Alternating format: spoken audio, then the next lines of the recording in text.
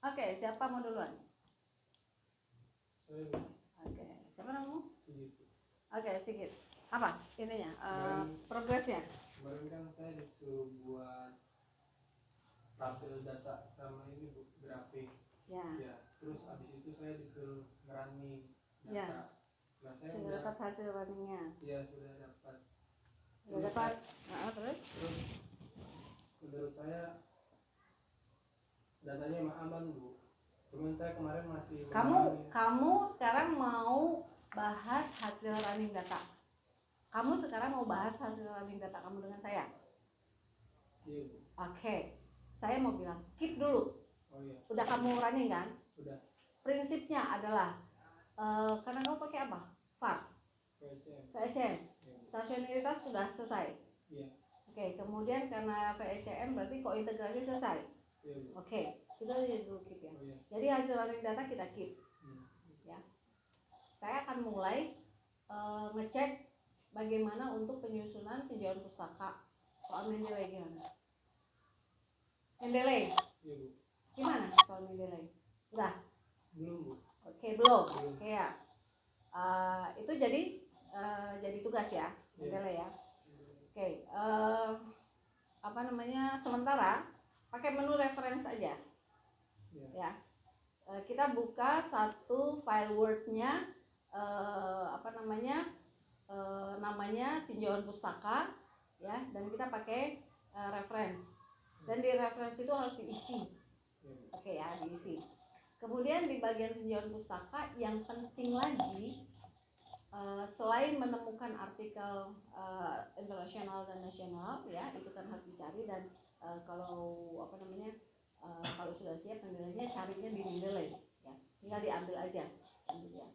Nah, kemudian dalam menyusun tinjauan pustaka, di antara yang penting selain kerangka pemikiran dan sebagainya adalah menjelaskan hubungan antar variabel. Oke ya, menjelaskan hubungan antar variabel. Oke. Coba variabel kamu masih ingat nggak variabelnya? Masih Bu. Ada berapa X? Yang pertama indeks harga saham gabungan, terus yang kedua harga Bitcoin, yang ketiga harga Ethereum, yang keempat nilai tukar, yang kelima perubahan jumlah uang beredar. Oke. Sebetulnya sih saya tadi udah ngetik-ngetik di sini tapi mati nih. Iya, mau saya share mati dia. Ya. Jadi yang kita buat di kamu di Word itu bikin semacam tabel ya, kasih judul aja uraian hubungan antar variabel ya. Ini juga sama, coba diikuti aja.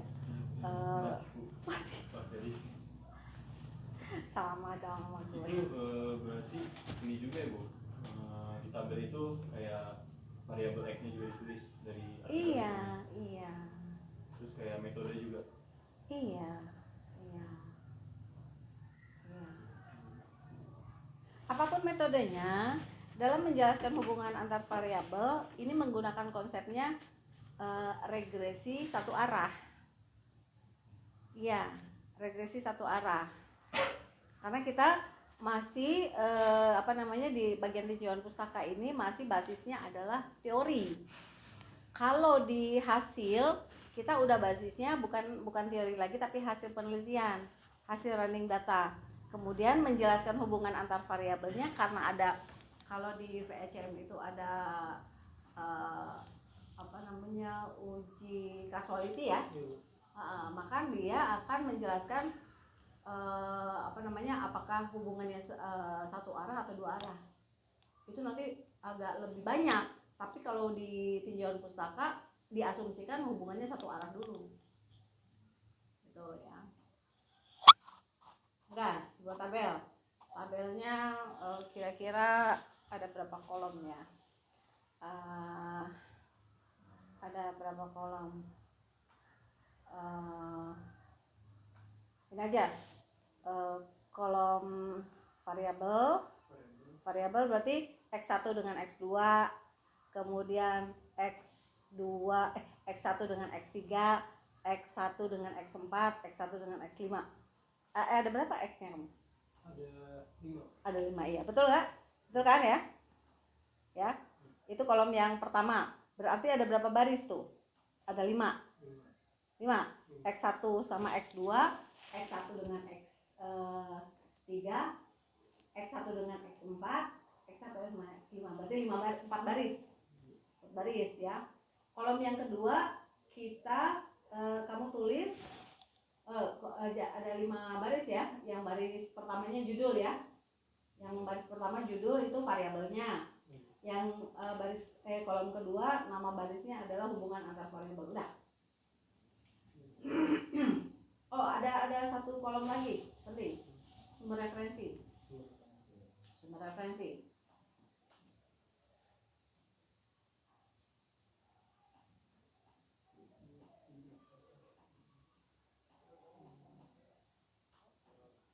Ya.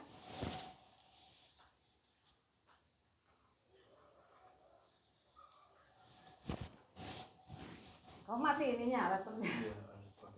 Berarti ke samping Ke apa sih ke samping itu? Baris ada baris ada 5. Kolom ada 3.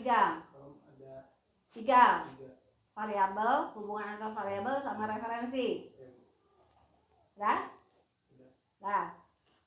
Ya. Oke. Pertama, kamu isi yang variabelnya. Saya yang boleh bilang X ya, kamu harus tulis nama variabelnya lengkap. Saya bilang X1 dengan X2, X1 dengan X3, X1 dengan X4, X1 sama X5. Kamu tulis yang yang detail.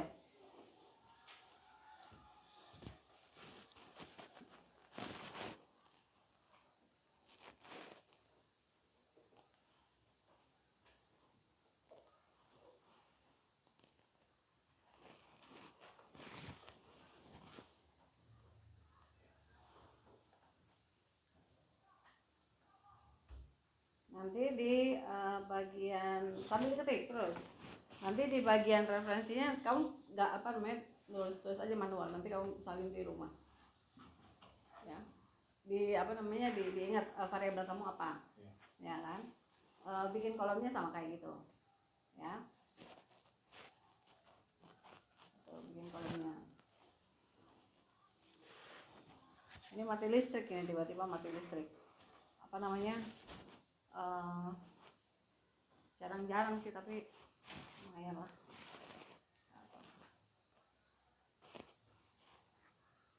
Kamu berapa ini variabelnya?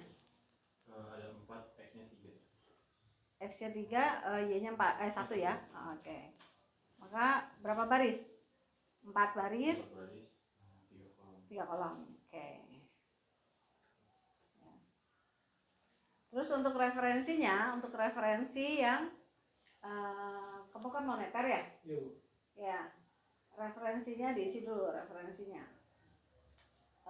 Saya sarankan kamu cari nih ya, lengkap identitas dari bukunya MenQ dengan judul Teori Ekonomi Makro. Ya. Nanti di referensinya, di model di menu referensinya, ya kan ada itu tuh ada pilihan menunya book ya. Referensinya autornya MenQ. Kamu cari identitas selengkapnya. Bukunya Teori Ekonomi Makro. Itu yang pertama. Terus yang kedua, karena kamu moneter, kamu cari bukunya Miskin. Tahu dong? Oke. Nah, 2 itu aja. Ya. Untuk buku, 2 itu aja. MenQ dan Miskin. Nah, untuk artikel, 10 artikel internasional dan 10 artikel nasionalnya kamu cari pakai Mendeley. Oke. Kalau tadi Sigit ya, ini siapa namanya, Mas? Mas Zikri. Kalau Zikri bukunya apa? Kamu ininya variabelnya? Variabelnya timbangan pendapatan. Timbangan pendapatan.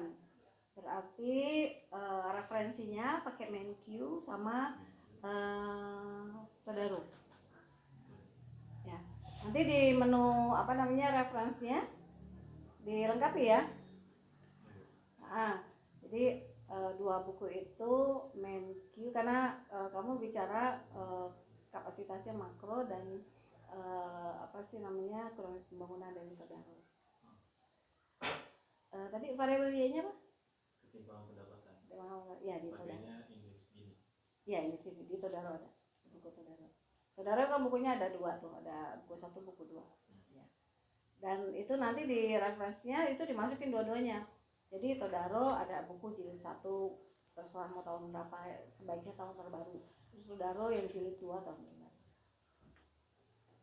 Karena Todaro ada 2 buku ya. Jadi itu harus masuk semua. Ya. Dan itu akan menjadi informasi di apa namanya di tinjauan pustaka kamu. Di daftar pustakanya. Itu harus harus muncul. Ya. Oke.